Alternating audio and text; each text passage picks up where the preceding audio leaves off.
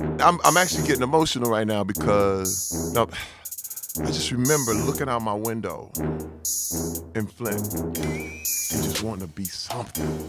Oh, man, I know just that want to make a feeling. difference, man. I I know that just want feeling. to do something. When you visualize that shit and it finds you and it takes you, and you're like, whoa, where am I going? Where am I going? Yeah, what the fuck? What happened? How did I get here? Yes!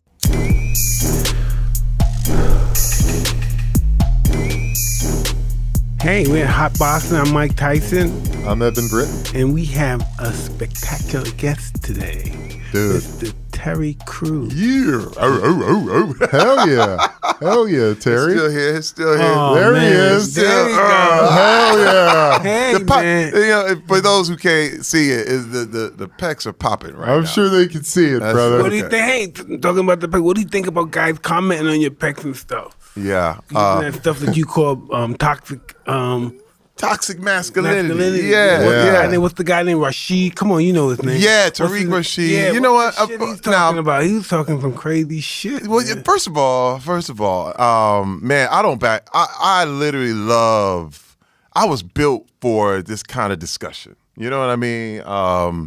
I don't shy I don't away mean to from interrupt talking about you, anything. But some people, I don't know, in our community, some people think they're the one, they dictate how we should live our life, how black men should live, and how they should be, how their masculinity should be produced, and how it should be forwarded to what particular group of people or whatever, Yeah, I mean, well, first of all, in our community, like you said, with black people, if you're not this kind of black, if you're not my kind of black, you are all of a sudden not black. People are like, hey, Terry Crews ain't black no more. And I'm like, when did that happen? I had to When did realize, that I had to happen? realize and grow up that people were different. Dude. That's what I had. I had to grow up and realize that we're different. We're not all the same. But if you get caught in that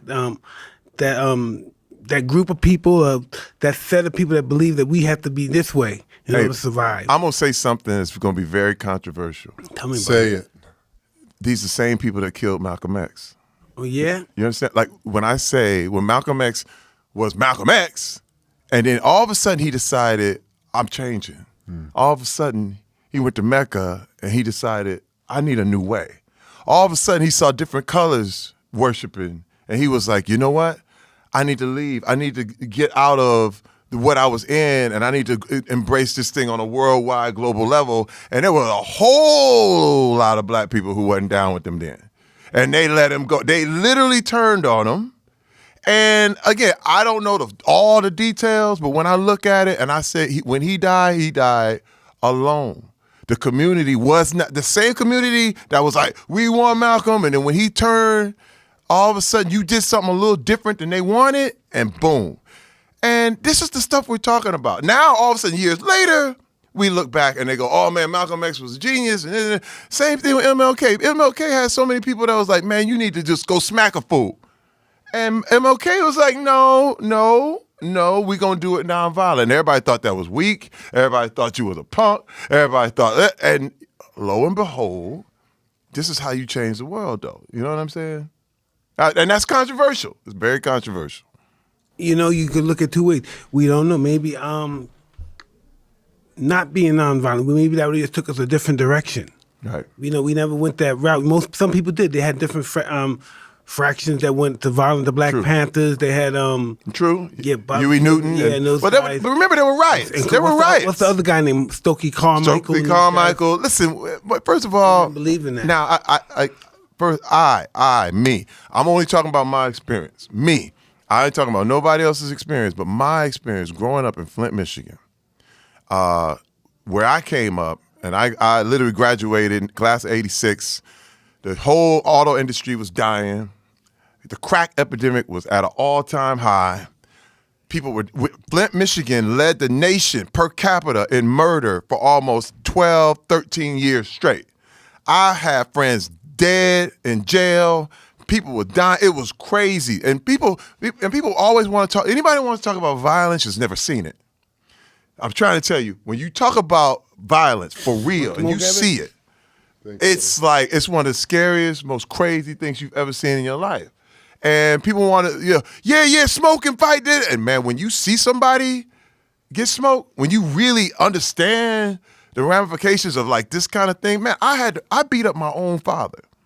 I beat my father's ass as a grown man because he was a drunk. I went through my whole life him beating up my mother.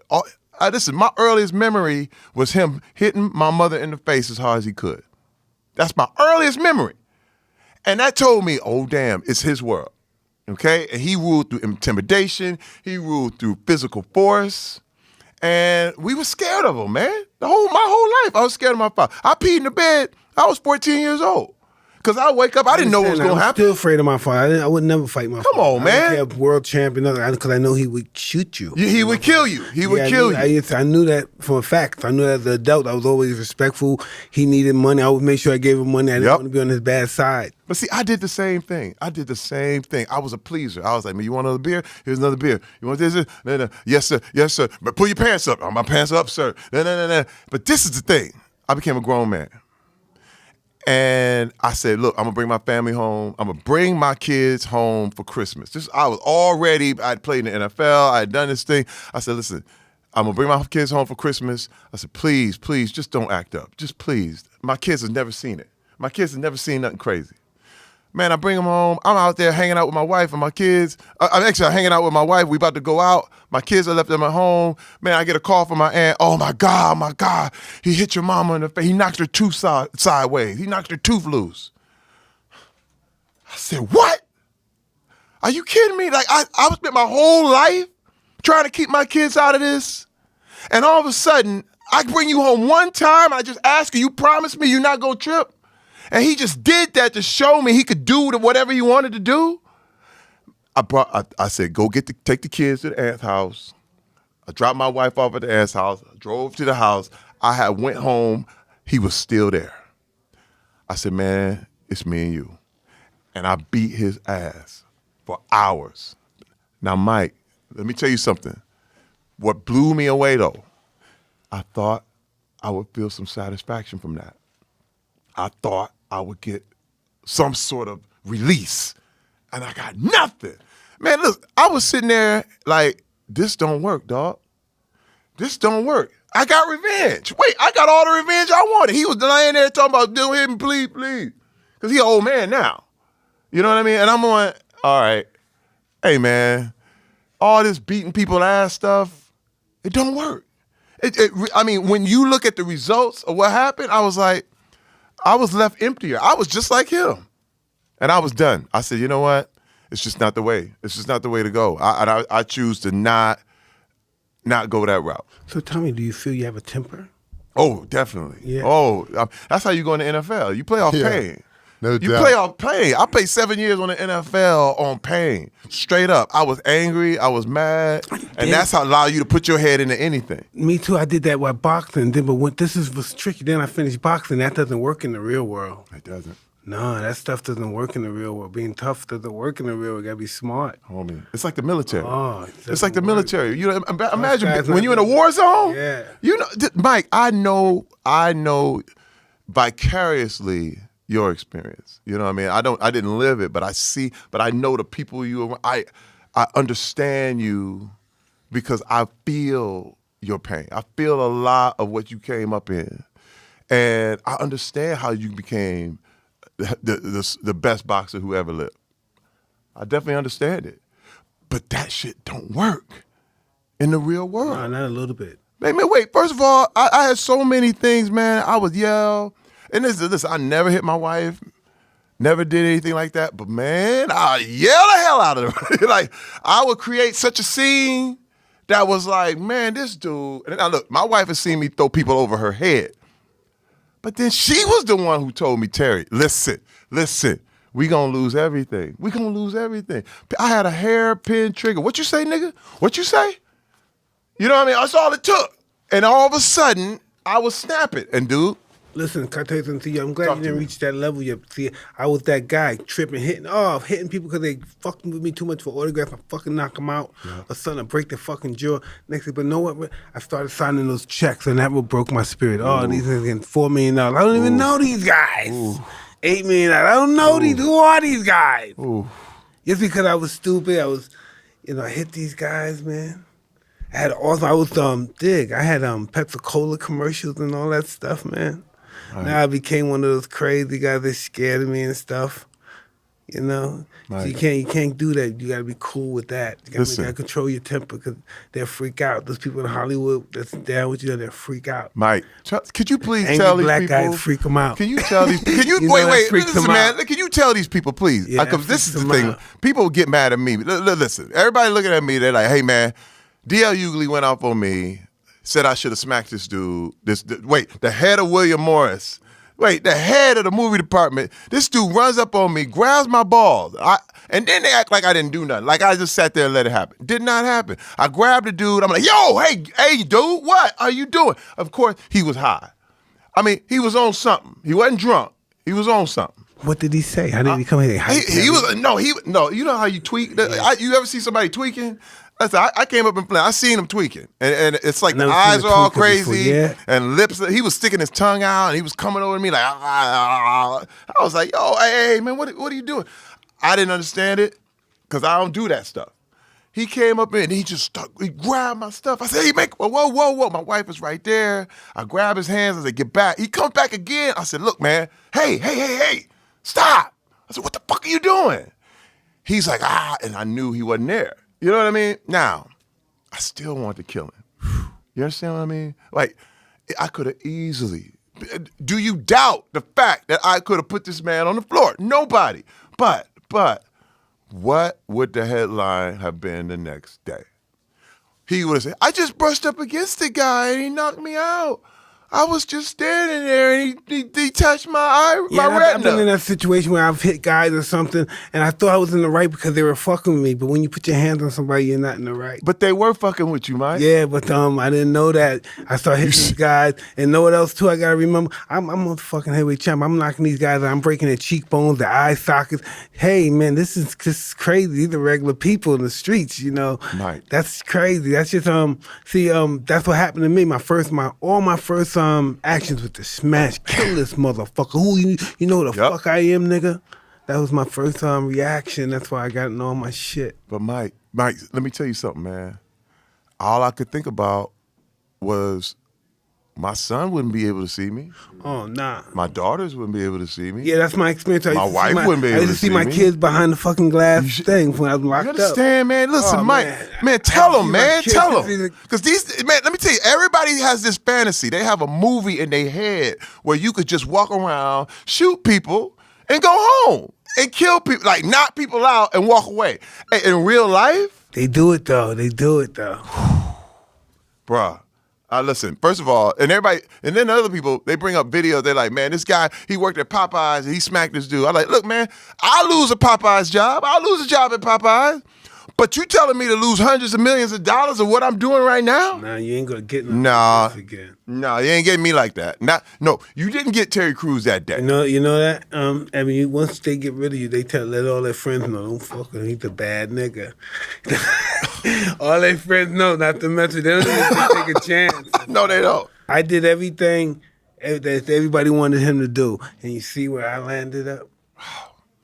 Dude, first of all, that is the best example ever. Mike ended up in jail. Yeah. Mike, they tried to take everything from him. Tried to kill him. Tried to kill him. I'm 50 years old. I'm old enough to see how the shit plays out. They want you to kill yourself. They want you to get depressed. They want you to start using drugs. And I tell you, look it up. Yep. And I never did. But first of all, I started to realize, man, hold up. Now I'm going to finish this story with what happened with my father. Years later, I came back, and you know what I did? I apologized to him. I apologized to my father. I said, man, look, I should have never done that. I was out of sort. I said, even though you were wrong, I made myself even more wrong. And I said, dude, you know what? Terry Crews, I said, I am thankful. I said, if I had a chance to pick my parents, I would choose you.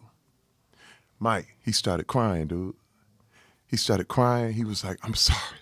I'm sorry for what I did to your mother. I'm sorry for what I did to y'all. It was messed up. See, man, that's all we looking for, man. Like, look, I'm a grown-ass man, but we are just looking for people to recognize us for who we are and literally look at us and love us anyway. Well, I'm too scared to ask my father. He wouldn't dare give me no fucking forgiveness. Are you fucking crazy? Hey, Listen, Hey, I hey, don't know, you fucking crazy. but you gotta understand, I didn't know what we was gonna say. I was ready for anything. I was ready for fuck you, man. Get out of Exactly. here. I was ready for that. Exactly. I was ready for that. Don't touch me. Get out of here. Woo, woo, woo. But this is the thing. When he broke down, I gave him a hug. And I'll be honest with you, we still don't talk. It ain't like we became buddies. Forgiveness ain't about like all of a sudden nothing happened. Forgiveness is for me. Forgiveness is so I can move on, so I can just like wipe my hands and go to the next step. But accountability is different. Accountability says, hey man, I don't trust you. And you're gonna stay way over here. But I forgive you, but I also know who you are. And so it's all, people think forgiveness means, oh, now he gets carte blanche. No, that ain't how it works. I definitely said, look, I'm through, and we still don't talk, but you understand where I'm at, and I understand where you are, and now we at peace. And that's good. And that's a peaceful life after that. There's a whole lot of people I let go, man. A whole lot of You people. have to, dude. A whole lot of people, You man. know, I've let go of people I've loved so dearly, you know, and you love them, you know, but they were toxic. You know, your guys' energy together just didn't work out, you know, in a prosperous way. Hey, You you know? know If what- you don't want to do anything, it's great. It's true. If you want to live and do something in life, it's just not working out. You know what trips me out too? You know, people say, well, what about toxic femininity? I'm like, hey, man, look, you know, I'm going to let the women talk about that. I just know to do. Look, I stay in my browns. You know what I mean? People say, well, what about white people? I'm like, hey, man, I ain't white. I'm not white. Now, again, we all know what's up. If somebody messes with us as black people, I get it. But I am here to deal with my community. I can speak on what I've seen. I can speak, right? Look, men need to hold other men accountable. That's what I always say. Do you have a charity?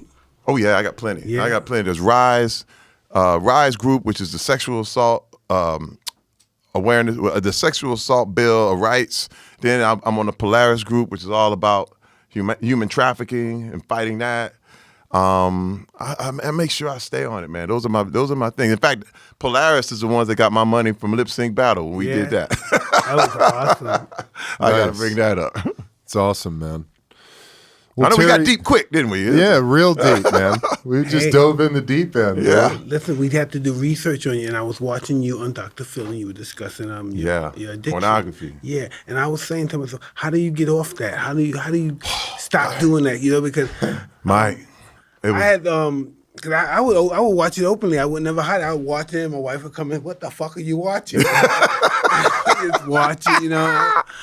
And then when he was expressing that, he was hiding. I said, "Wow, why did he hide from it? You know, why did he hide, you know? See, man, let me tell you something, man. Mike, I knew I had a problem, dude. I was like, because, you know, the thing is, people say, man, look, pornography, hey, man, it's natural. Like, you know, I'm a man, so it's I don't natural. think- I don't know. No, that's interesting. I have to comment on that. But that's what people say. They say it's natural, right? Because I don't know, because I want to do weird stuff with my wife. My wife looks at me weird sometimes. I Yep. want to do some weird shit. You Yep. know what I mean? And I guess that freaked her out a little bit. Yep. I tell you, stop watching it. Stop watching it because I know she was stuck. And I guess my son or somebody one day came by, used my phone and saw porn on the phone and Yep. shit. So Yep. I just had to stop. We got really out of hand. So it just Dude, stopped. first of all, And I got tired of my dick was always scabbed up from jerking off. I always ripping the skin off my dick. My skin is all peeled off, man. I fucking can't fuck, can't do nothing. It's all sore. hey, man. Fuck. First of all, listen, there'll never be enough porn to satisfy you. Fuck, yeah. There'll never be enough. It's not healthy. Yeah. It's not. But, hey, man, look, there's never enough. Yeah. I remember, like, man, you could spend 3 hours looking for the perfect image. It's real dark. You really see somebody crazy. smacking somebody and choking somebody. Oh, and then, yeah, I saw and that then, too. and then Yeah, you I feel saw like, that whoa, did I watch that?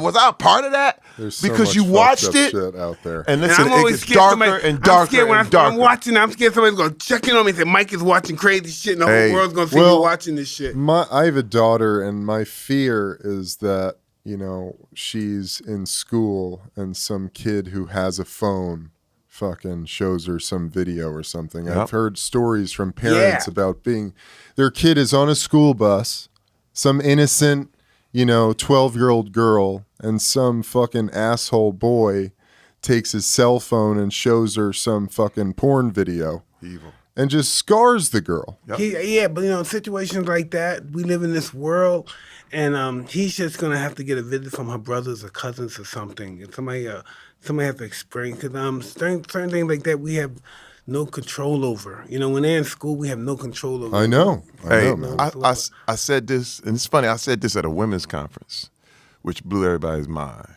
But I remember in the NFL going to, one of the things, you stop in, you go to Atlanta, and they go to Magic City, they go to the strip club, and I went with the guys. Right. Magic City is just, man. It's a den of iniquity. When I used to go out. You smell it first. Oh, man. I'll be real. Listen, when I'm in Magic City, you know what I think of Magic? I'm thinking the fucking those guys had on the slave ships coming back. God damn, you smell it you see all first. those fucking bodies and It's shit dark. rolling over everywhere. Wait. Big asses and legs. Oh, it is dark. Boobs. Wait, man, you know something wrong. Like, you just go in there like, oh, man, I descended into hell. I descended into hell. First of all. That's just how I was living back then. I hear you. Listen, hey, man, I was there. I seen it. Yeah, I really want to hear because I played in the NFL. Yes. I played 6 years. Okay.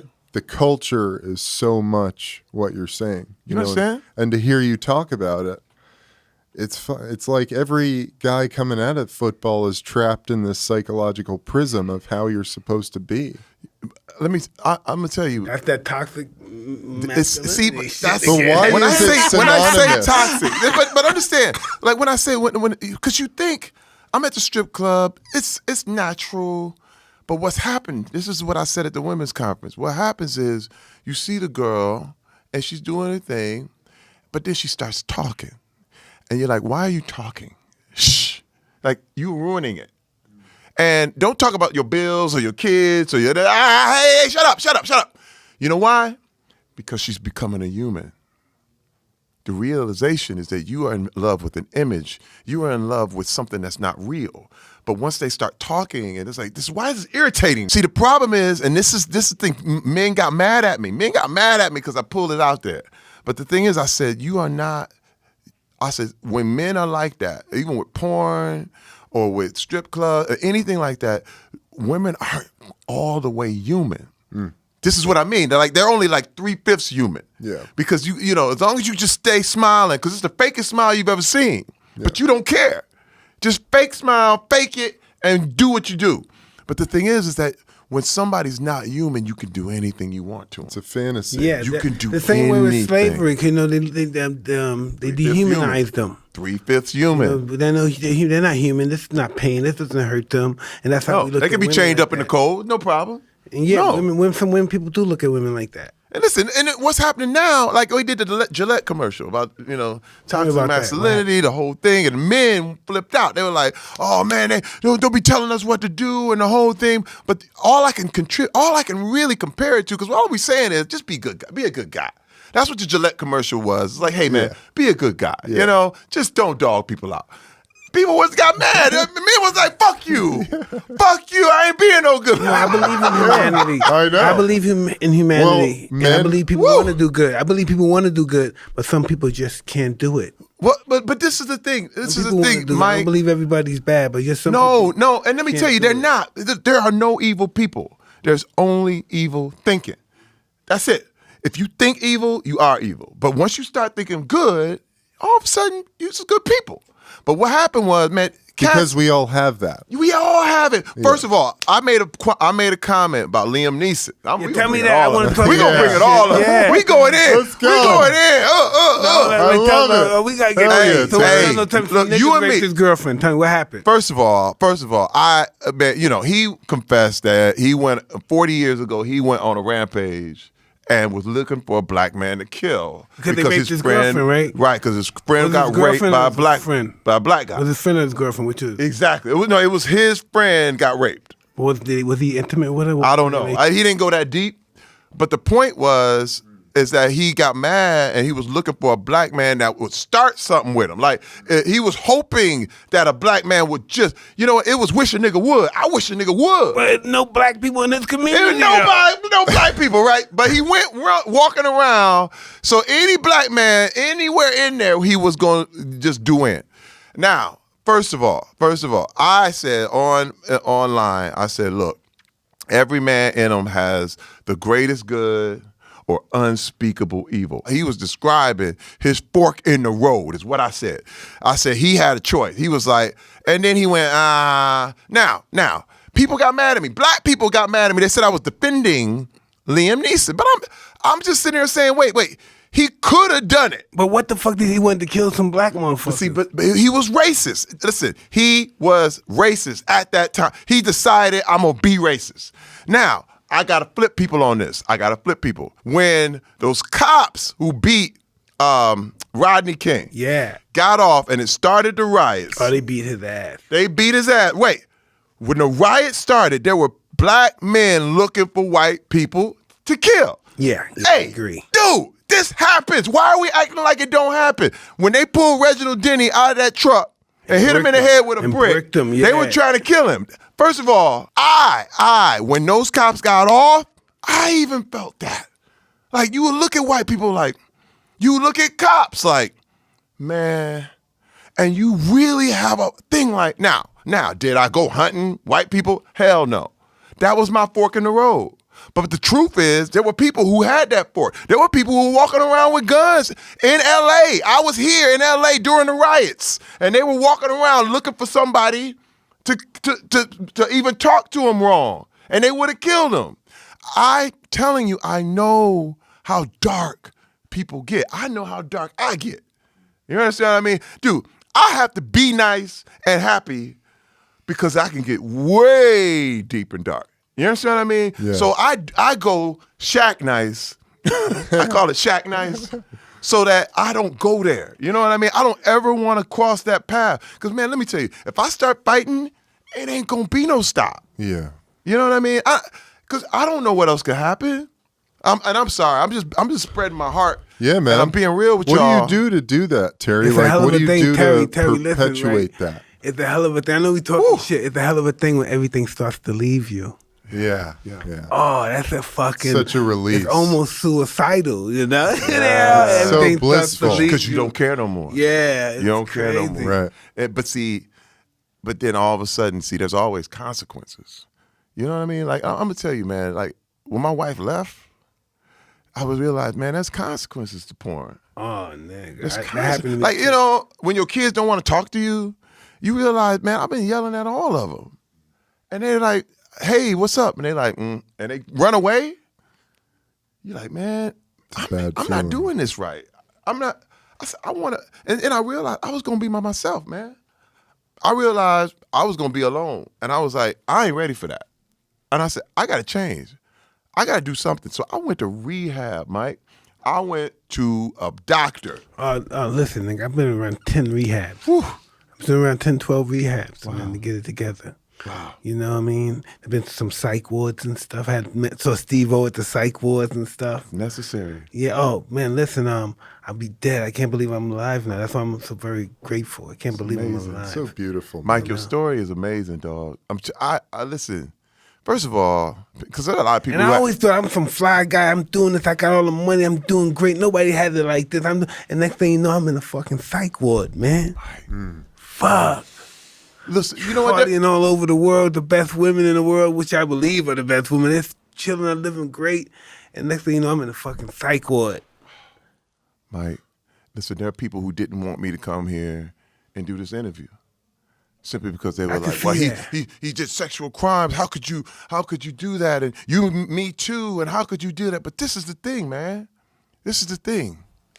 Everybody, forgiveness is for everybody. And first of all, you paid your price. Hey, man, you went to jail. You know what I'm saying? Listen, there's a lot of cats you went to prison. There's a lot of people ain't paid nothing and running around doing their thing. And I'm going to say this too. And I'm going to tell you, man, I stand with every woman in the Me Too movement because first of all, I remember my mother. And I remember, the damage she took. And she died. She died. He's still living. Of course, she died. And the thing is that I look at this thing and I go, my God, man, there's got to be a way. We need both. It can't be all for women, but it's got to include the men. We got to bring people back.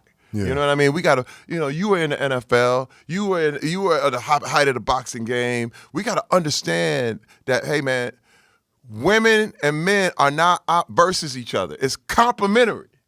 We gotta compliment each other. You know what I'm saying? But that we gotta bring it all in. It's gonna be difficult. You know. That's Oh no, it's gonna be messy. I'm not. It's gonna be pessimistic. messy. I mean, it's No, you real. Really It's gonna bad, be ugly you know? for It's sure. gonna be ugly. It's gonna be ugly. But my thing is, if we don't talk about it, like we doing right now. See, the fact that we talking about it, hey man, 10, 15 years ago, you couldn't even talk about it. Oh, absolutely. Listen, I have my daughter. She's in one of those LGB, and I got to really be careful what I say around her, because she'll really respond. You know what I mean? Militantly. You know, if I use certain words, can't use a midget, can't use just certain words. She really upset her. I got to be politically correct. You know. But it's a new day. Yeah, Yeah, a new man. day.